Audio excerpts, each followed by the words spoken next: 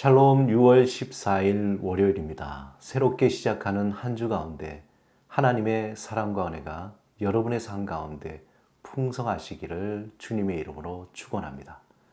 이 시간 시편 말씀을 읽고 하나님 앞에 침묵으로 기도드리겠습니다. 온 땅이여 하나님께 즐거운 소리를 낼지어다. 그의 이름의 영광을 찬양하고 영화롭게 찬송할지어다. 하나님께 아뢰기를 주의 일이 어찌 그리 어미하신지요. 주의 큰 권능으로 말미암아 주의 원수가 주께 복종할 것이며 온 땅이 주께 경배하고 주를 노래하며 주의 이름을 노래하리이다 할지어다. 와서 하나님께 행하신 것을 보라. 사람의 아들들에게 행하심이 어미하시도다.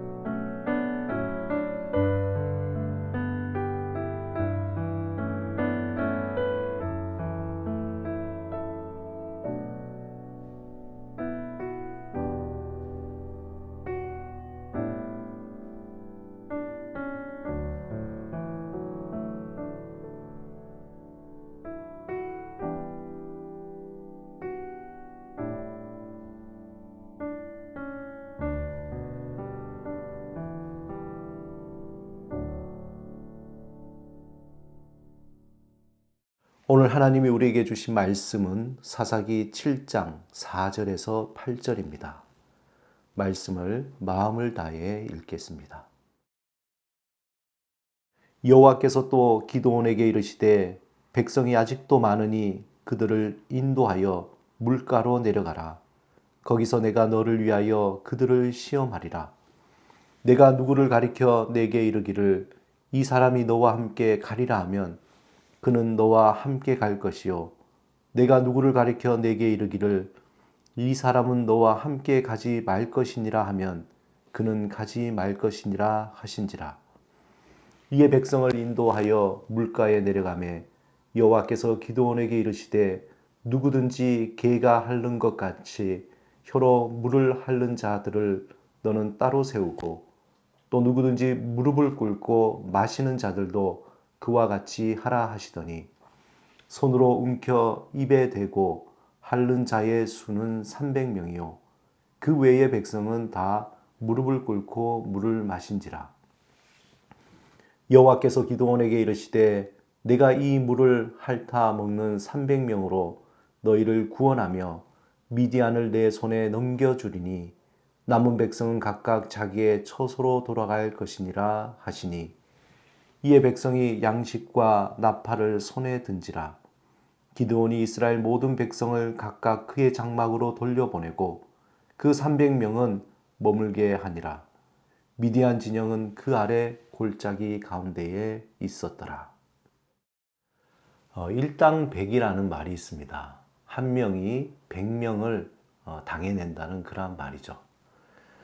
무슨 일을 하면은 어정쩡한 100명보다는 아주 뛰어난 한 사람이 차라리 낫다라는 그러한 이야기입니다.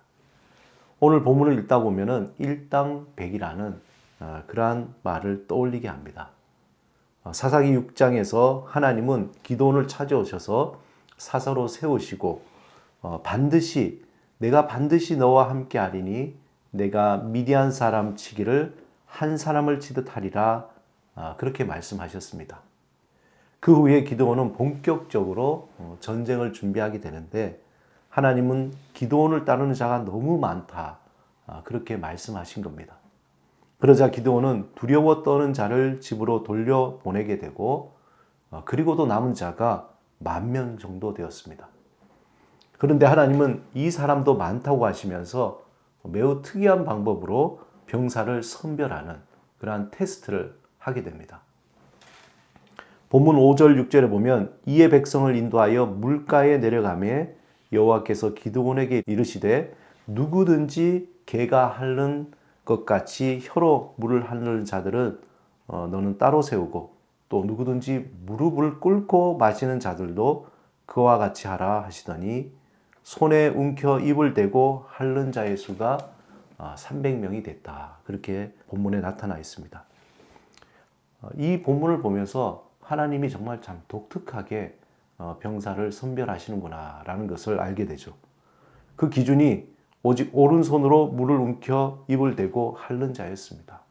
그 숫자는 단지 300명. 무려 9,700명이 집으로 돌아가게 된 겁니다. 오늘 이 본문은 정말 믿는 자들에게 많이 알려진 그러한 본문입니다. 흔히 기드온과 300용사라는 그러한 제목으로 알려져 있습니다. 하지만 흥미로운 것은 우리가 본문을 어디를 보아도 이들을 용사라고 말하는 부분이 없습니다. 본문에서 특별히 하나님이 300명을 남기는 과정도 아주 독특하고 또 왜 하나님이 이들에게 강에서 물을 마시게 했을까? 그리고 과정을 통해서 그들에게 어떤 장점을 찾고자 했을까? 무릎을 꿇고 마시는 자가 무슨 문제가 있는지 또 혀로 핥아서 먹는 자가 어떤 문제가 있는지 거기에 대한 언급이 없습니다. 그렇다고 손을 대고 그리고 물을 마신 자 그들이 또 어떤 뛰어난 점이 있는가 거기에도 어떤 언급이 없습니다. 다만 여기서 중요한 것은 사람의 수를 정하고 줄이는 방법에 있어서 인간이 한 것이 아니라 하나님께서 수를 정하셨다는 것입니다. 오직 여호와 하나님께 달린 일이라는 그것을 오늘 본문에서는 우리에게 들려주고 있습니다. 과연 남겨진 300명으로 수십만 명이 넘는 미디안 군을 어떻게 이길 수 있을까? 남은 300명이 특수훈련을 받았거나 아니면 최첨단의 무기를 소유한 사람도 아닙니다. 오직 그저 하나님께서 300명을 뽑으신 것입니다. 우리는 성경이나 우리가 살아가는 현실에서 중요한 일을 행한 이들을 정말 특별하게 보는 그러한 선입관이 있습니다.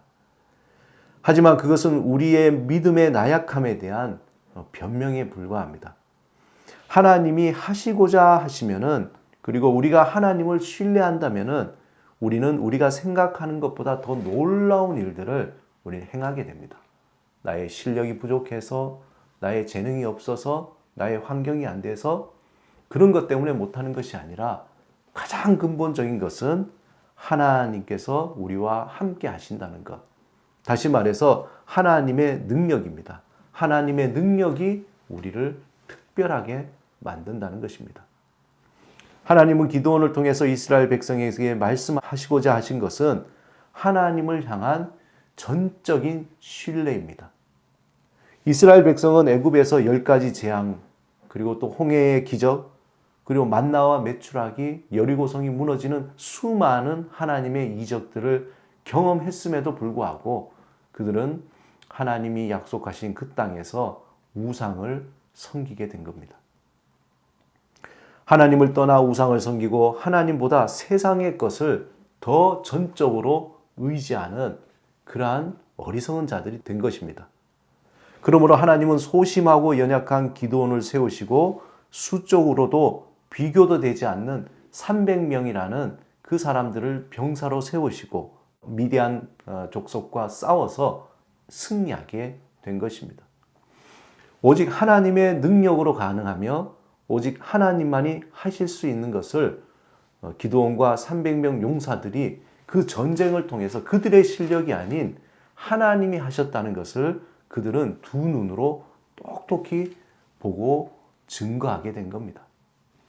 사랑하는 여러분, 우리의 삶에는 우리가 헤쳐가야 할 크고 작은 일들이 정말 많이 있습니다.